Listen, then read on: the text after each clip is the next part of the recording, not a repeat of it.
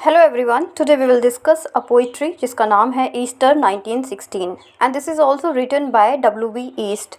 इससे पहले हमने W.B. ईस्ट की एक और पोइट्री को कंप्लीट किया जिसका नाम था एडम्स कर्स और वो उन्होंने अपनी जो उनकी बिलव्ड थी मॉड गॉन उनको डेडिकेट करते हुए लिखा था। लेकिन ये जो पोइट्री है ईस्टर 1916 ये बिल्कुल उसकी अपोजिट है। ये एक हिस्टोरिकल इवेंट को प्रेजेंट करती है। अगर थोड़ी सी इसके हिस्टोरिकल बैकग्राउंड की बात करें बिकॉज बिफोर दैट जब तक आपको हिस्ट्री नहीं पता होगी कि ये जो पोइट्री है ये वो किस पर्सपेक्टिव से लिखी गई है तो आपको समझने में अंडरस्टैंडिंग में प्रॉब्लम होगी। तो जब ये पोइट्री लिखी गई तब आयरलैंड, जैसे कि इससे पहले हमने डिस्कस किया था कि जो W.B. ईस्ट हैं उनका जो रेजिडेंस है वो आयरलैंड से है। तो वहाँ पे जो ब्रिटिश गवर्नमेंट थी उनका आप कह सकते हैं ओवररूल था और ब्रिटिश गवर्नमेंट ने बोला था कि एक डील हुई थी कि आपको 1914 में फ्री कर दिया जाएगा, मतलब इंडिपेंडेंट कर दिया जाएगा। लेकिन तभी क्या हुआ, वर्ल्ड वॉर स्टार्ट हो गया और वर्ल्ड वॉर जब स्टार्ट हो गया तो ब्रिटिश गवर्नमेंट ने आगे से बोला कि वर्ल्ड वॉर जैसे ही ख़त्म होगा हम तुम्हें फ्री कर देंगे। जैसे इंडिया में ब्रिटिशर्स का ओवररूल था same as on that time Ireland में भी उन्हीं का ओवररूल था। उसके बाद जो वहाँ के लोग थे आयरलैंड के उन्हें फ्रीडम बहुत जल्दी चाहिए थी। उन्होंने 1916 में ही जो लोग थे वो इकट्ठे हुए और उन्होंने एक रिवॉल्ट कर दिया जिसमें जितने भी फ्रीडम फाइटर्स थे आयरलैंड के उनको ब्रिटिश गवर्नमेंट ने मार दिया या फिर आप कह सकते हैं मरवा दिया। जिसके रिवॉल्ट में, जिसका आप कह सकते हैं एक रिप्लाई कह सकते हैं, और इस रिवॉल्ट में ईस्टर 1916 में मरने वालों में जो हमारे पोइट हैं W.B. ईस्ट, इनके कुछ रिलेटिव्स थे, कुछ फ्रेंड्स थे, कुछ बहुत जान पहचान वाले लोग थे जिनको ये जानते थे और उनसे वो अटैच थे। और इस इवेंट के बाद ईस्टर 1916 के बाद W.B. ईस्ट ने इस पोइट्री को डेडिकेट किया है उन लोगों के लिए और इसी पोइट्री को उन्होंने एक कैजुअल कॉमेडी भी बोला है। तो ये पोइट्री कंप्लीट करेंगे तब पता चलेगा कि कहाँ पे उन्होंने क्या बोला हुआ है। सो जिसका फर्स्ट स्टैंजा है वो स्टार्ट होता है। इस पोइट्री को बेसिकली 4 स्टैंजास में डिवाइड किया गया है। पोइट्री में भी लॉन्गर क्योंकि इसकी लाइंस ज़्यादा हैं और स्टैंजा भी 4 हैं। सो फर्स्ट स्टैंजा स्टार्ट होता है, I met him, I have met them at close of the day coming with vivid faces, कि मैं उनसे मिला जब दिन ख़त्म हो रहा था with vivid faces. Vivid faces means happy faces, smiley faces, क्योंकि जो लोग थे वो ऑफिस से घर आ रहे थे शाम को। फ्रॉम काउंटर और डेस्क, काउंटर और डेस्क मतलब जहाँ पे भी वो काम करते थे, चाहे वो काउंटर हो, चाहे वो डेस्क हो, चाहे वो जॉब हो, वहाँ से वो वापस आ रहे थे। Among grey 18th century houses, कहाँ पे, जो ग्रे उस टाइम पे 18th सेंचुरी में जो ग्रे कलर के हाउसेस थे वहाँ से। I have passed with A node of the head, मैं वहाँ से गुजरा अपना सर हिलाता हुआ। नोड मीन्स होता है अपने सिर को हाँ में हिलाना। और पोलाइट मीनिंगलेस वर्ड्स, और बहुत ही पोलाइट मीनिंगलेस वर्ड्स का यूज़ किया। मीनिंगलेस वर्ड्स का मीनिंग होता है कि जहाँ पे उन वर्ड्स का कोई ख़ास मीनिंग नहीं है, ना ही पोइट की कोई इंटेंशन है, बट पोलाइट लाइक आप कहीं जा रहे हैं, आपको कोई आपकी जान पहचान का मिला तो आप उनसे हाय हेलो कर लेते हैं और कैसे हैं, क्या चल रहा है। So these kind of words यहाँ पे जो पोइट हैं वो यूज़ करते हैं। और have lingered a while and said, polite meaningless word, और मैं आगे गया और फिर से मैंने वही पोलाइटलेस वर्ड बोले। And through before I had done of a mocking tale और ए ग्राइप, और उस वक्त मैं सोच रहा था अपने ही मन में कि मैं एक क्या सुनाऊंगा, मॉकिंग टेल सुनाऊंगा। कब सुनाऊंगा? टू प्लीज़ अ कंपेनियन, अपने कंपेनियन को प्लीज़ करने के लिए, उन्हें खुश करने के लिए, जब वो क्लब में जो फायर जलती है उसके चारों तरफ इकट्ठा होंगे तो मैं उनको एक मॉकिंग टेल सुनाऊंगा। यहाँ पे जो प्लीज़ वर्ड दिया गया है, यहाँ पे प्लीज़ का मतलब है खुश करने के लिए। नॉर्मली प्लीज़ का मतलब होता है कि होता है ना, जब आप मेरे लिए कुछ कर दीजिए, रिक्वेस्ट के लिए हम इसको यूज़ कर लेते हैं, कृपया, अगर हम बिल्कुल हिंदी की बात करते हैं। लेकिन यहाँ पे प्लीज़ का मतलब है किसी को खुश करने के लिए। प्लीज़ के 2 मीनिंग होते हैं, सेंटेंस के अकॉर्डिंग आप इसको यूज़ करते हैं। But live where motley is born, और बताते हैं पॉइंट हमारे कि एक ऐसे माहौल में सब कुछ रह रहे थे, सब लोग रह रहे थे जहाँ पे क्या था, जो माहौल था, जो इन्वायरमेंट था, that is very good, very pleasant. All change utterly, लेकिन सब कुछ बदल गया, सब कुछ ही बदल गया। A terrible beauty is born, और एक टेरिबल ब्यूटी का जन्म हुआ। A terrible beauty is born, ये आपको चारों स्टैंजास में देखने को मिलेगा at the end of the line.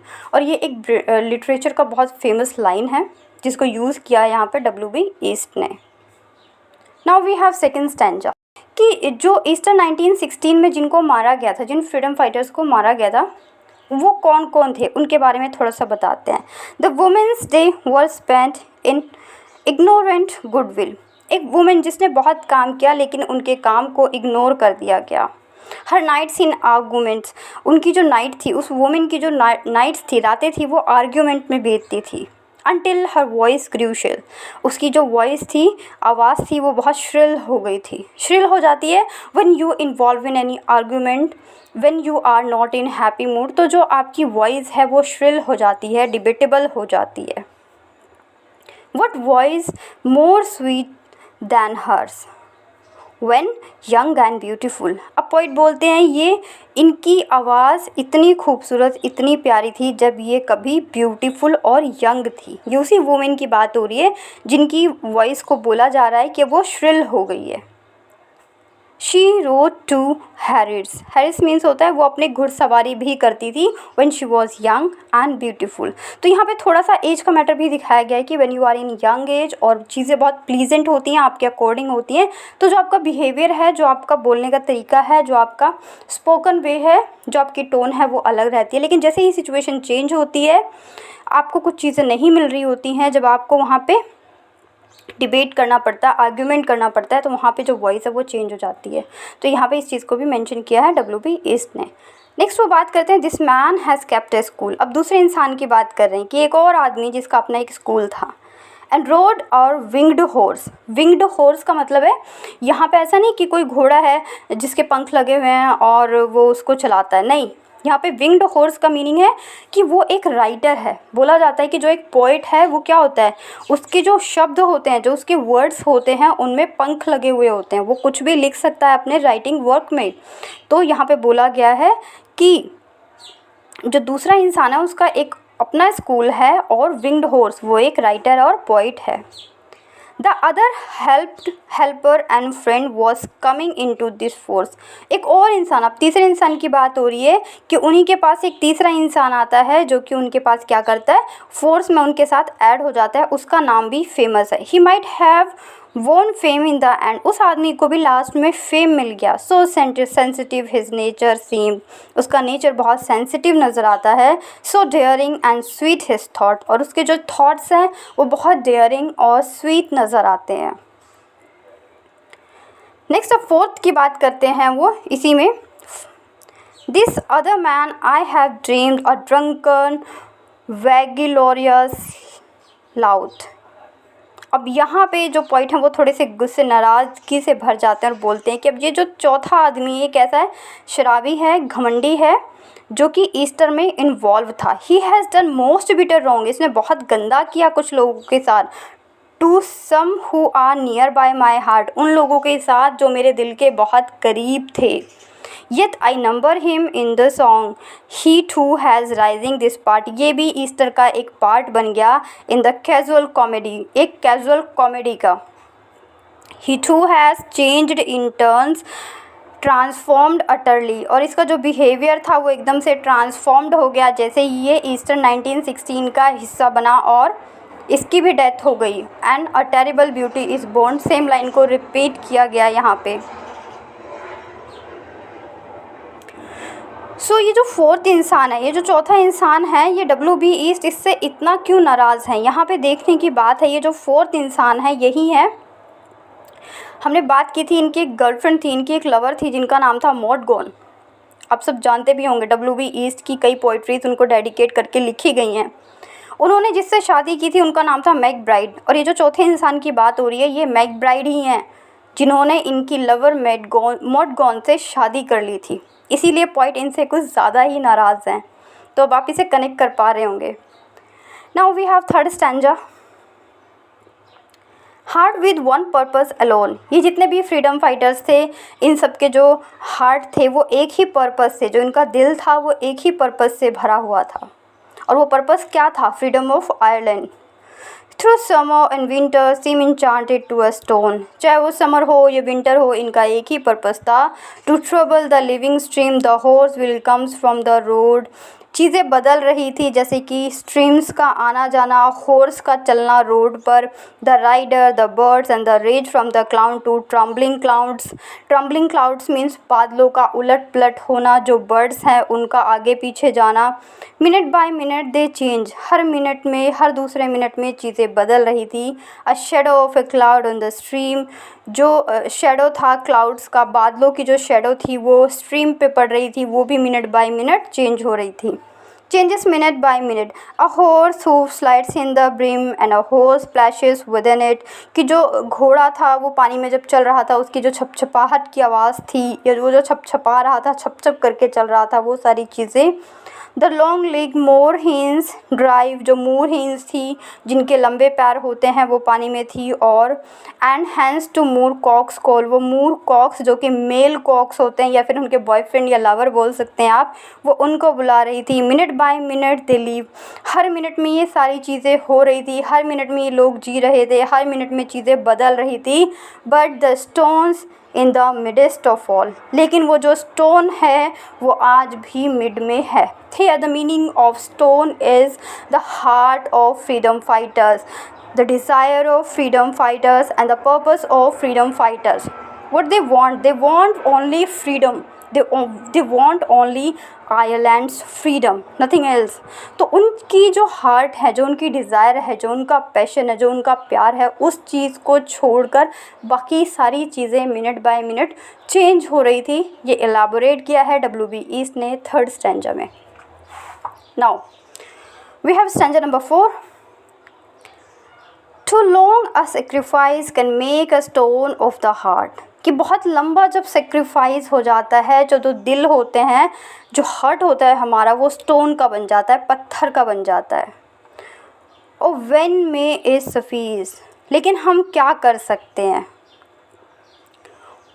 That is havens part, ये हेवन का पार्ट है। अभी हेवन का पार्ट क्यों है, हेवन मीन्स होता है स्वर्ग, but this is the part of God. यहाँ पे हेवन को गॉड के साथ कनेक्ट किया गया है। आवर पार्ट्स, हमारा क्या पार्ट है, to murmur names upon name, कि हम उनके नाम लें। किनके नाम लेने की बात हो रही है, उन फ्रीडम फाइटर्स के नाम लेने की बात हो रही है जो ईस्टर 1916 में जिनको मार दिया गया था ब्रिटिश गवर्नमेंट्स के द्वारा। As a mother name her child, जैसे कि एक माँ अपने बच्चे का नाम लेती है, उसी तरीके से हमें इनका नाम लेना है, मतलब इनको याद करना है इन are memories. When sleep at night has come on limbs that has run, जैसे उनका बच्चा, जैसे किसी माँ का बच्चा पूरे दिन खेल कर या बाहर से घूम कर घर में आता है और उसके जो बॉडी पार्ट्स हैं वो थक जाते हैं और वो रेस्ट करता है और वो माँ अपने बच्चे का नाम लेती है, तो उसी तरीके से हमें इन लोगों को याद करना है। What is it that nightfall, क्या इसे नाइटफॉल कहेंगे, इसे रात कहेंगे। अब ईस्ट खुद पूछते अपने आप से, no no no, not night but death, नहीं ये डेथ नाइट नहीं है, ये क्या है, डेथ है। बिकॉज जो भी ईस्टर 1916 में सो गया इट मीन्स जिसकी डेथ हो गई, ही और she will not pick up again, दोबारा से वो नहीं आ सकता। Was it needless death after all. अब जो ईस्ट हैं वो अपने आप से क्वेश्चन करते हैं कि क्या ये एक नीडलेस डेथ नहीं है, जिसकी ज़रूरत ही नहीं थी, ऐसी डेथ जिसकी कोई ज़रूरत नहीं थी। फॉर इंग्लैंड में keep faith for all that done and sad, क्योंकि इंग्लैंड तो आज भी वहीं पे जो उसने कहा था। और इंग्लैंड ने क्या कहा था कि जैसे ही वर्ल्ड वॉर ख़त्म होगा वो आयरलैंड को फ्री कर देगा। We know their dreams enough to know they dream and are dead, हम जानते हैं कि उनका ड्रीम क्या था, जो फ्रीडम फाइटर्स हैं उनका ड्रीम क्या था, और वो भी जानते थे कि उनका ड्रीम क्या था, but now they all are dead. And what if excess of love, क्या ये सब इसीलिए हुआ है क्योंकि बहुत ज़्यादा एक्सेस ऑफ लव था। एक्सेस ऑफ लव होता है when your love is beyond the level, चाहे वो आपका अपने लवर के लिए हो, आपका अपने सब्जेक्ट के लिए हो, आपका अपनी कंट्री के लिए हो। जब कोई भी चीज़ एक्सेस हो जाती है तो उसका हमें मेरिट नहीं डिमेरिट देखने को मिलता है, चाहे वो लव ही क्यों ना हो। तो यहाँ पे ईस्ट वही बोलते हैं कि ये जो भी हुआ ईस्टर 1916 में जो भी हुआ वो हुआ बिकॉज एक्सेस ऑफ लव, प्यार बहुत ज़्यादा बढ़ गया था। bewildered them till they died। और उसके बाद बोलते हैं कि ये जो फ्रीडम फाइटर्स थे इनको कंट्री के प्यार ने इतना कंफ्यूज कर दिया और ये तब तक लड़े जब तक इनकी डेथ नहीं हो गई। I wrote it out in verse, मैं इसे कविता में लिखता हूँ। वर्स का मीन्स भी कविता होता है, प्रोज का मीन्स भी कविता होता है, पोइट्री का मीन्स भी कविता होता है। So don't be confused. फिर वर्स मीन्स मैं इसे कविता में लिखता हूँ। अब कुछ नाम बोलते हैं वो MacDonagh and MacBride and Connolly and Pearse, ये कुछ नाम बताते हैं।